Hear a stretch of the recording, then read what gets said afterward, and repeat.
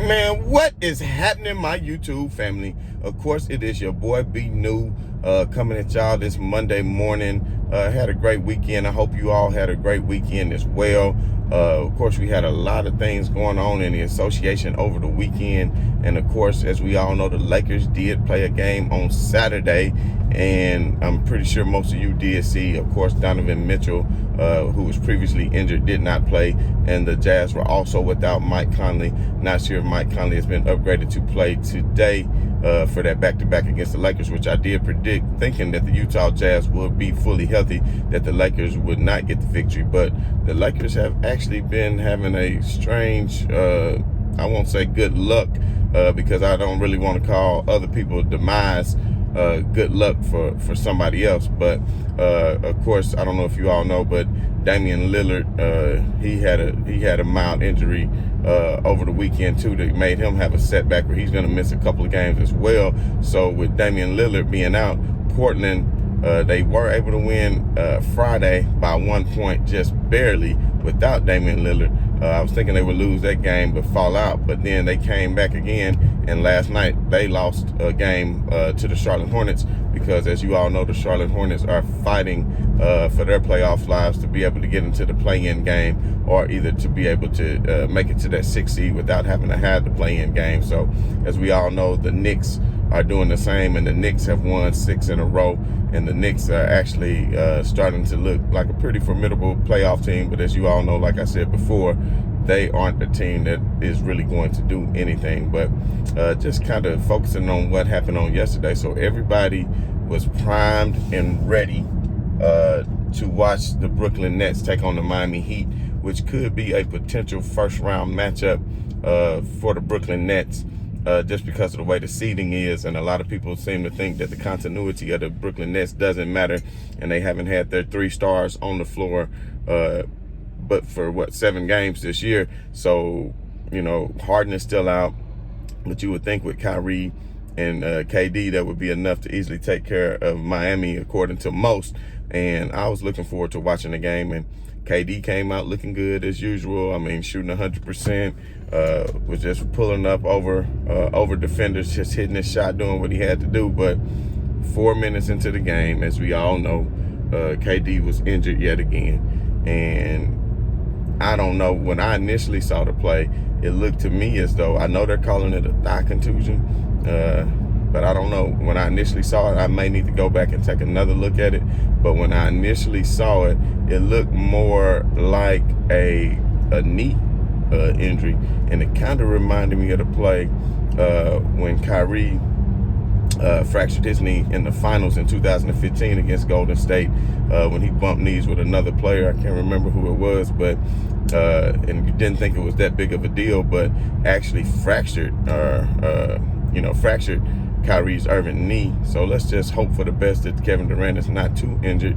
But with that being said, I mean, I don't want to call him frail because I know things are going to happen.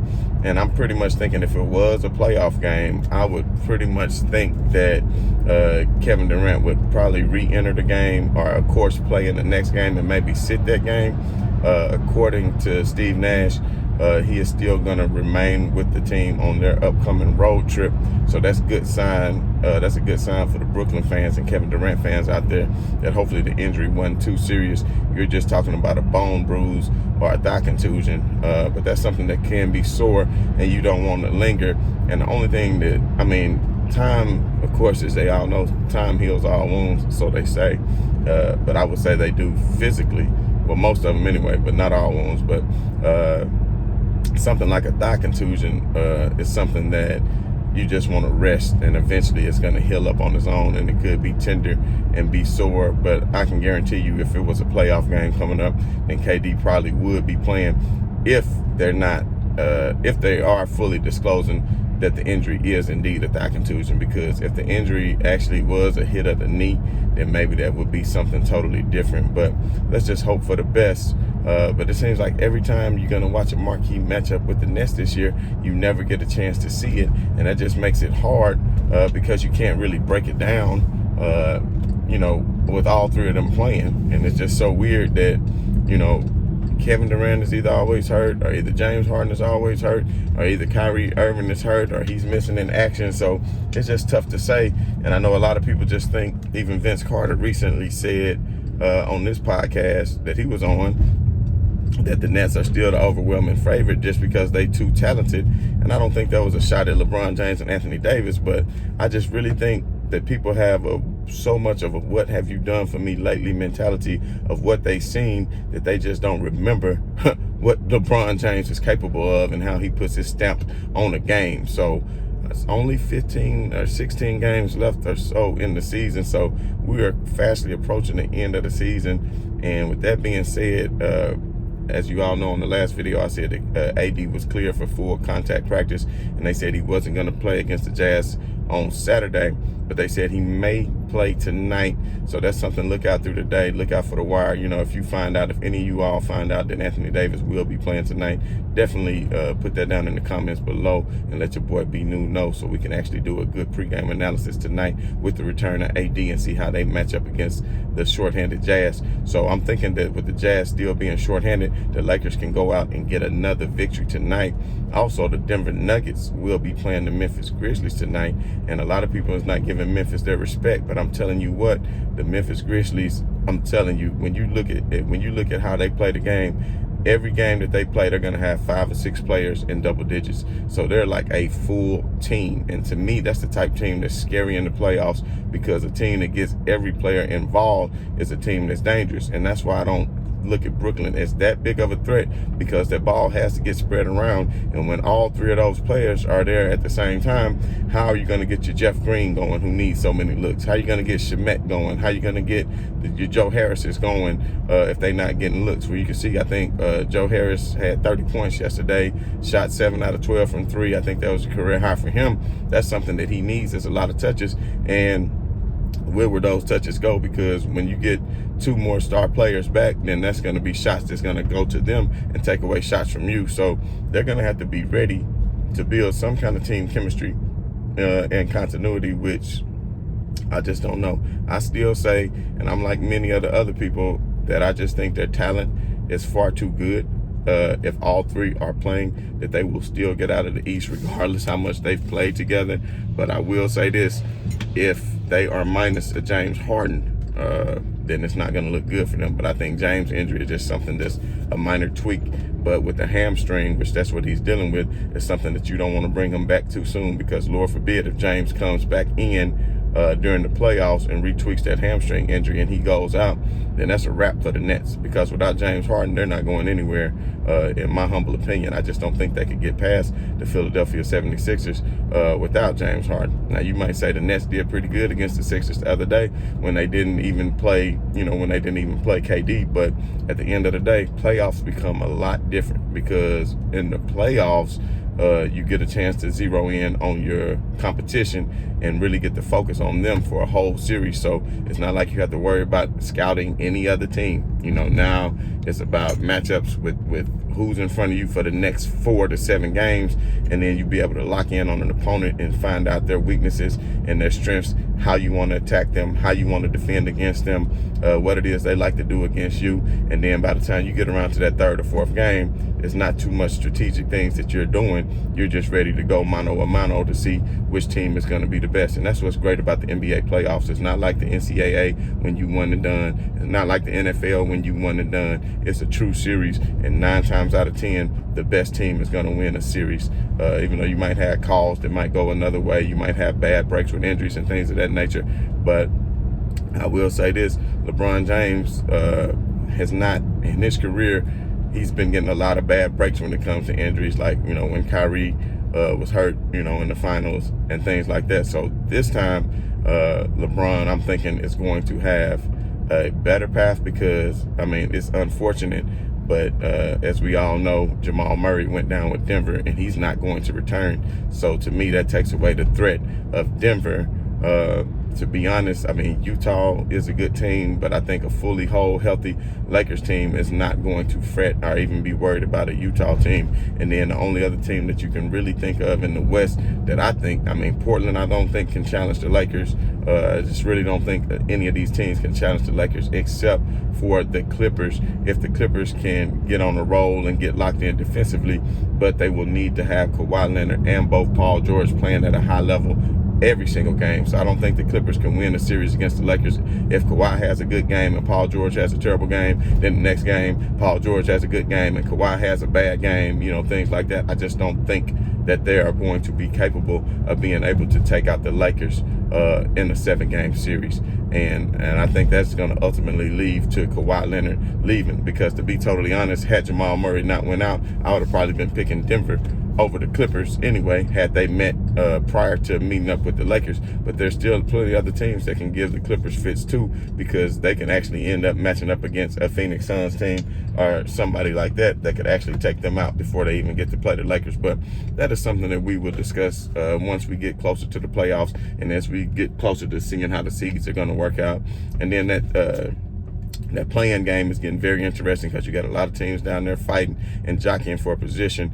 It looks like the Lakers are going to hold on to that 5 or 6 spot because, like I said, other teams just keep on losing. And it kind of blows my mind, because you think Dallas is on such a hot streak that they are really getting themselves together. And lo and behold, Dallas Mavericks go out and lay an egg and lose again, which keeps the Lakers, I think, 3.5 or 4.5 games ahead of falling under that 6th spot. So I really don't think that the Lakers are in any danger of that, especially if AD comes back this week, which he is supposed to, and then soon be joined by LeBron James the next week. And then it's going to be time for them to rain terror down on the NBA. So it looks like that, LeBron James is not going to be in the MVP running unless somehow he comes back with like 12 or 13 games left and he just goes ham. Like if he goes like the way Steph Curry has been playing over the past 2 weeks or something like that.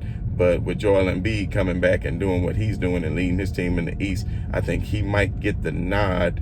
And here's a fun fact for the day. I don't know if anybody realizes this, but no center has won the MVP since Shaquille O'Neal did back in the early 2000s. So as you can see, it's been a guard dominated league, maybe a small forward dominated league for the past 2 decades, damn near, since we had a center actually win an MVP, a finals MVP, a regular season's MVP, or a league scoring title, which that's something that Shaq was doing in his heyday.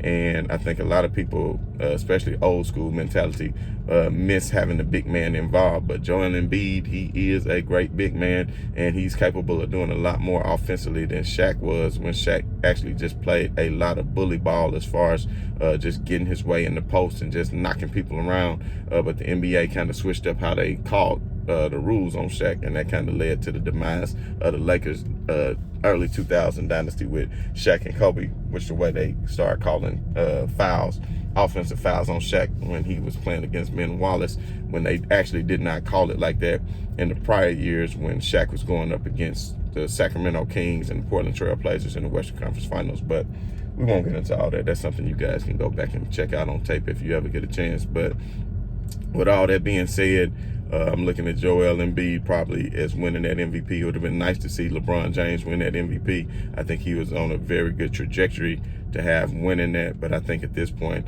he just wants to get back healthy. He wants to make sure AD is healthy, and I'm sure he wants to get back on the floor to play with Andre Drummond, since he hadn't had a chance to play with him yet. But I think a fully whole Lakers team with Andre Drummond, Anthony Davis, and LeBron James is just going to be too much of a force for any kind of Western Conference foe to deal with, and too much of a force to Brooklyn to deal with, because Brooklyn, as we all know, does not play very good defense. Now, they have their moments when they do play good defense, but at the end of the day, how are they going to play in a half-court set when LeBron James is capable of orchestrating offense as far as getting other teammates involved and getting them easy looks at the basket? And then at any point, you can take Drummond down low, and they don't really have anybody who's going to be able to guard them, because I don't really believe that DeAndre Jordan is capable. I think because, as you all know, Andre Drummond is 3-0 against the Nets this year, and even when he was with Cleveland and when he was with the Lakers. So I just feel like Andre Drummond is too much of a force in the paint for them.